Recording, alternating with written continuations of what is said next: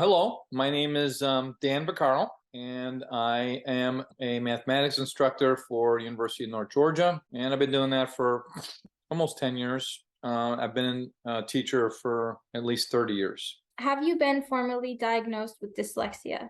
Yes, I was diagnosed about 15 years ago. I was diagnosed shortly after my daughter was diagnosed, just to kind of get a feel for if it was carried through the family gene pool. And Okay. it was, and it came from me, not my wife. I'm the culprit. So about 8 or 9 hours worth of a battery of tests. Wow. Yeah. How did you feel growing up with dyslexia and how did it affect your mindset? I can't really say that I grew up with it knowing what I had. My mindset, I can probably answer that a little bit better. My mindset was that I wasn't very good at schoolwork. I was an average student, and I went to an all boys Catholic high school and grade school. They had techniques that would encourage me. Mainly, I was paddled for misspelling words. I got the paddle.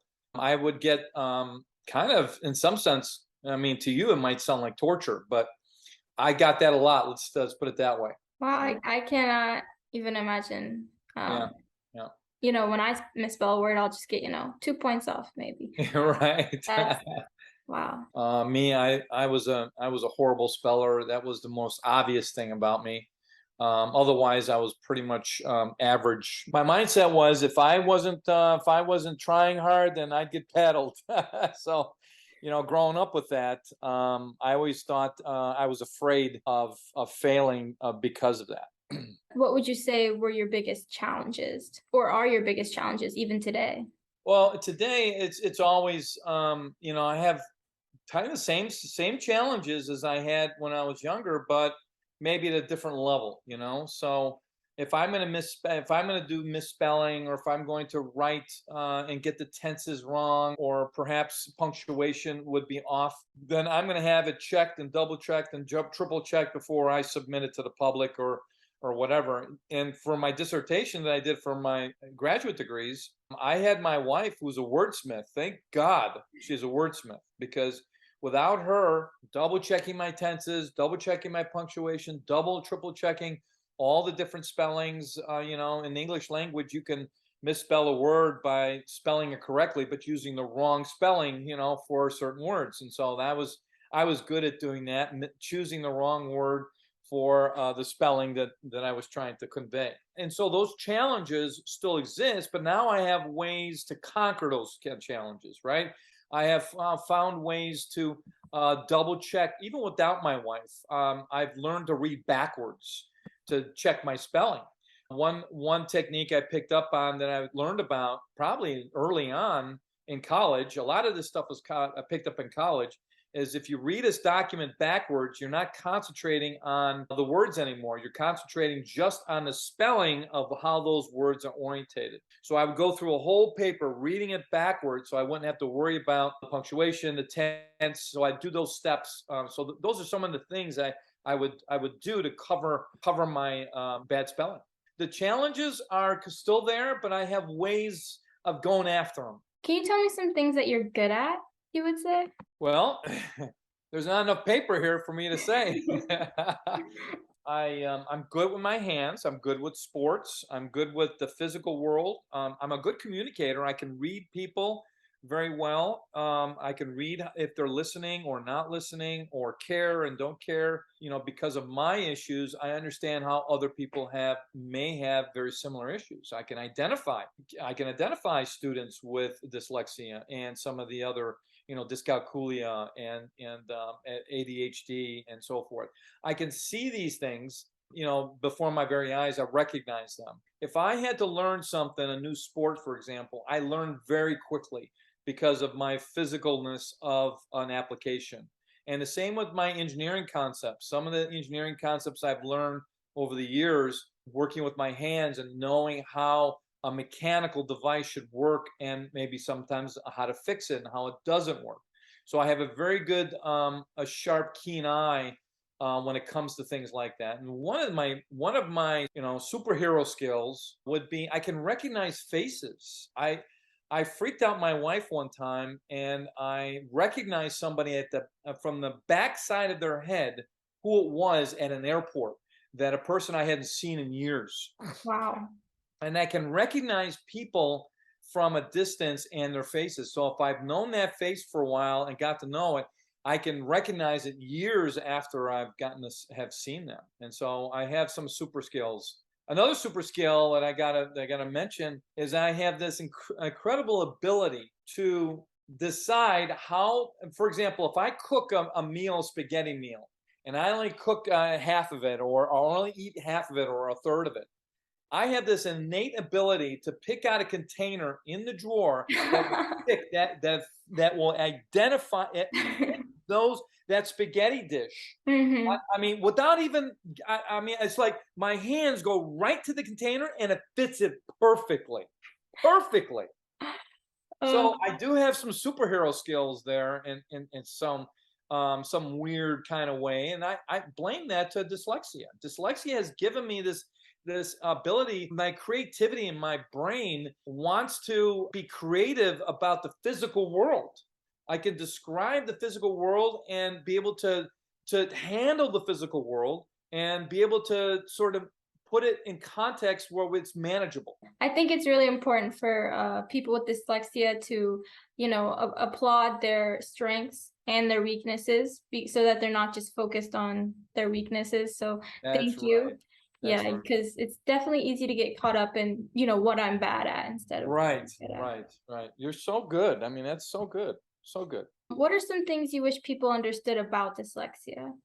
The first thing I noticed about other people is it's hard for other people to understand. I'm sympathetic to my wife and to others that are around me that dyslexia is a thing, and it's hard for other people to understand. Dyslexics have a way of communicating, but more importantly, they listen differently than most than folks that don't have dyslexia.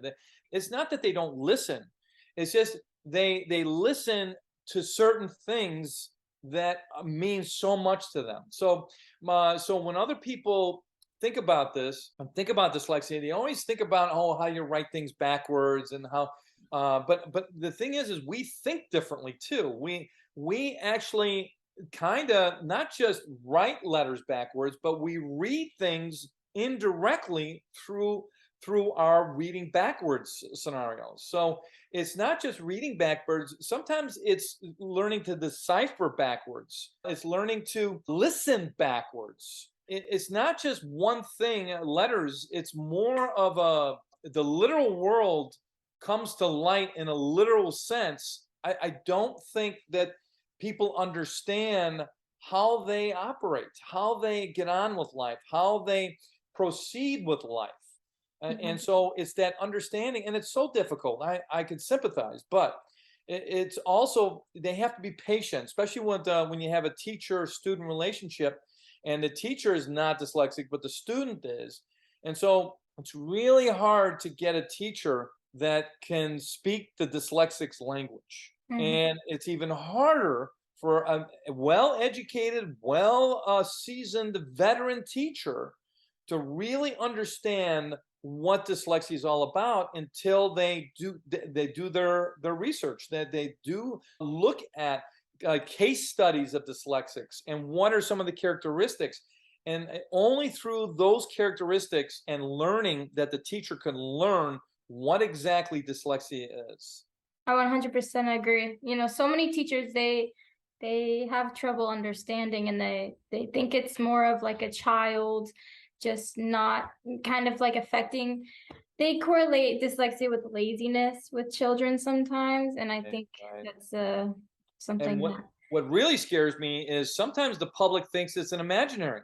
They think, oh, you're dyslexic. That doesn't mean anything. All you do is write things backwards, right? And everybody seems to think that that's it, but that's not it. One of the things I hate the most is when people write you off as a fake, and because you want to get things easier, or you want to take tests longer. And so people that don't understand dyslexia seem to think that we're in the game to make things easier, and that's not true at all. And I got to emphasize that most dyslexics have a higher IQ than most other students. And that's the surprising bit. Anyway, it's not fake, and that's one of the things that really disturbs me. I don't hear it as much anymore because I speak Hmm. to adults now, but when I was younger, I'd hear that a lot from my family, of all people. So my next question is, what is your favorite resource to use in your daily life? People. I have several books that I've gone. I've got a whole library of dyslexic books for adults, for kids, for relationships. I've got a whole library of them. So I have used a lot of the resources out there. It makes me feel good being around other dyslexics, hear them and hear their stories. And I know from you doing this report, I think you're gonna love the things that you're gonna hear. I mean, and it's going to make you feel super, super like a superhero, the superhero of dyslexics, because when you hear all these things, you think it's normal. I mean, it is Yeah, normal for us. yeah, I mean, it this is. is a normal world. This is our reality. Our reality is this place that kind of works differently, and it's colorful and has color and it has art and creativity and mathematics and all of these kind of form a world of reality, a reality of dyslexia, and it's so good. I mean, I think I have learned over the years that this world I'm finally getting to enjoy because I never thought I could enjoy it as much as I do now because I teach it and I use some of my dyslexic skills for Orton Gillingham. I was trained by Orton Gillingham, and not Orton Gillingham himself, but his son actually worked where I got trained at the Skank School in Atlanta. At any rate, David Skank, the owner of that school, was a lot like me. He was a tall man that had extreme cases of dyslexia and just loved it and just built a world around that skill. Uh-huh. Now, I know you are a math professor and you Mhm. tutor students with dyslexia. Can you Uh-huh. tell me what advice you would give to other teachers about how to support students with dyslexia? Well, I kind of said it earlier before by getting some resources and tapping into the multiple resources. If you're a teacher, you don't seem to understand that 20% of the general population, 20%, one fifth of Mm. the population has dyslexia, whether they're diagnosed with it or not. And if you think that that's a fake number, then you have not looked at the research. 20% of all people that are born, even in different countries. I mean, you think this is the United States thing. It's not. It's mostly affects academia and your learning process. And the Mhm. more you learn, the more you're affected by dyslexia. So as you progress through the ranks of higher and higher education, you see that how dyslexia is forming you, but it's also forming ways in which you learn. And the more you learn, the more you actually feel and can feel uh, the how a dyslexia affects you. If I were going to teach future teachers, go to the resources, look and do the research, at least at a maybe at a shallow level, enough to figure out characteristics, what to do, how to teach. The Orton Gillingham methods and the multisensory methods is well known amongst just regular teachers. Look into how one could be more multisensory. So that's my biggest advice. Multisensory, learn how it's done because you can even teach math with it. As you know, I teach you some techniques that you Right. can use. Do you have any advice for kids struggling with their dyslexia right now? That's a tough one. That one made me cry for a while. See, I've approached many families who didn't even know that their kid had dyslexia, Hmm. and typically they probably never will know if they didn't hear my details about what I see their child doing. My advice probably would go for kids is to be patient and to try to communicate. YouTube, dyslexic people have posted stuff out there, why and some of the characteristics and what they were doing. There's a lot of resources. So even for kids, I'd say resource, find out more about dyslexia, learn from your family, and if your family is ignorant of it, then you may have to ask everybody because I asked my uncle about dyslexia and he didn't think so because my dad had it, and I could see it in his writings and and see it. And he was a salesman, so he was basically used a lot of his communication skills, which dyslexics are good at. And then don't be afraid to ask adults, especially in your family, what they know, what they think about dyslexia. Get them talking. Mm-hmm. So For sure.